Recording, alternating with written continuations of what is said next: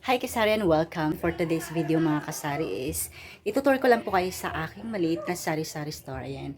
As you can see, medyo marami pa naman po yung ating mga powdered milk, pati yung ating mga instant coffee mga kasari. Ayan. Ganyan lang po yung arrange ng aking munting sari-sari store. Dito naman tayo mga kasari. Ito po yung inarrange natin kahapon.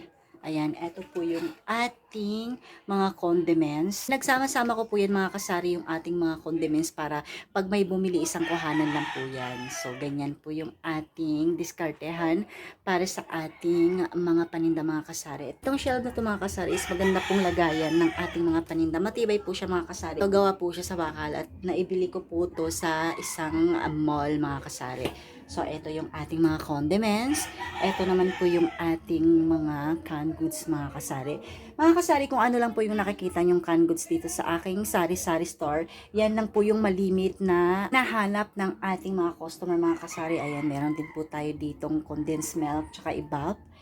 Ayan, dito naman po, ito naman po yung ating Ginebra San Miguel. Yan. So, ito naman po yung ating mineral water. Ito naman po yung ating mga candy mga kasari.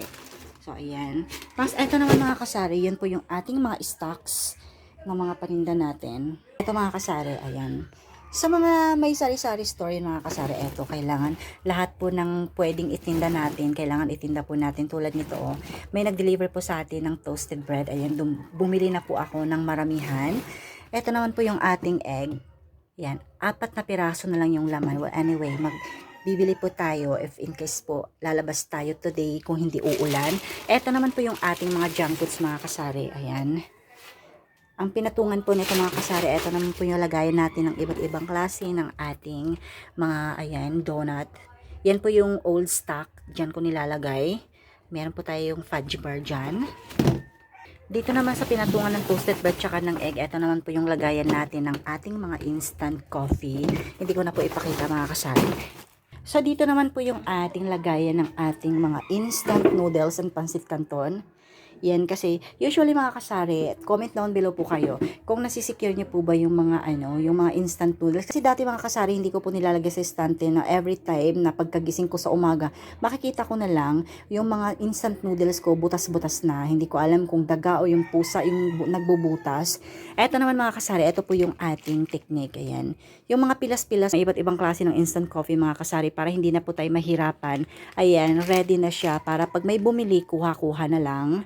Yan po, may mga organizer po tayo sa lagayan ng ating mga iba't ibang klase ng ating instant coffee para itong mga naka-display mga kasaris, hindi na po natin yan makukuha. Tapos, pag naubos na po ito mga kasari, like for example, naubos na to, yan sa mga nakasabit na yan, kukuha po tayo dyan tapos lalagyan po natin yan ng mga bagong stocks mga kasari. Yan po yung ginagawa ko. Lagi kong pinapairal po yung FIFO, yung first in, first out mga kasari para lahat po ng ating mga binibenta dito sa ating munting sari-sari store mga kasari is hindi po siya maaabutan ng expiration. Ito naman po yung bago nating pinamili. Ayan, hindi pa po natin na-display yan. Ilalagay po natin yan sa kanya-kanyang mga lagayan pag naubos na po yung mga old stock. Ayan, ayan naman po yung ating mga iba't ibang klase ng ating mga laundry product. Ayan po yung ating Zonrox, konti na lang. Ayan po yung iba't ibang klase natin ng mga sabon. Dito naman yung lagayin din po natin yan ng mga instant coffee. So, nag-running out na po yung isang organizer. Wala na pong laman pero lalagyan po natin yan. Naubos po kasi yung ating Nescafe Creamy White. Yan po yung naubos. Mabenta rin po kasi yun mga kasari. So, ayan po yung ating munting sari-sari store mga kasari. Yan lang po yung ating mga tinitinda mga kasari. Ayan. Kahit maliit lang po yan, malaking bagay po sa mga tulad naming walang mga trabaho mga kasari. So, ayan. Diyan po namin kinukuha yung aming pang-araw-araw na pangangailangan which is malaking tulong talaga mga kasari. Sa mga aspiring sari-sari store owner mga kasari, so gawin nyo na po yung gusto nyong gawin. Mag-umpisa na po kayo sa pagsasari-sari store kung gusto nyo talaga or talagang passion nyo talaga. Subukan nyo po mga kasari para kahit papano naman is malaking tulong po talaga yung mga kasari. Ito naman po yung ating uling. Ayan, pati uling, pinapasok ko na rin, binibenta ko na rin. Ayan po yung isang sako na to is 500 po yan mga kasari. Ang bigay po sa akin nito sa isang plastic is 5 pesos. Ang benta ko naman is 6 pesos. Meron po tayong patong na piso. Ito naman po yung ating mga soft drinks. Ayan, 2 sako po yung ating uling.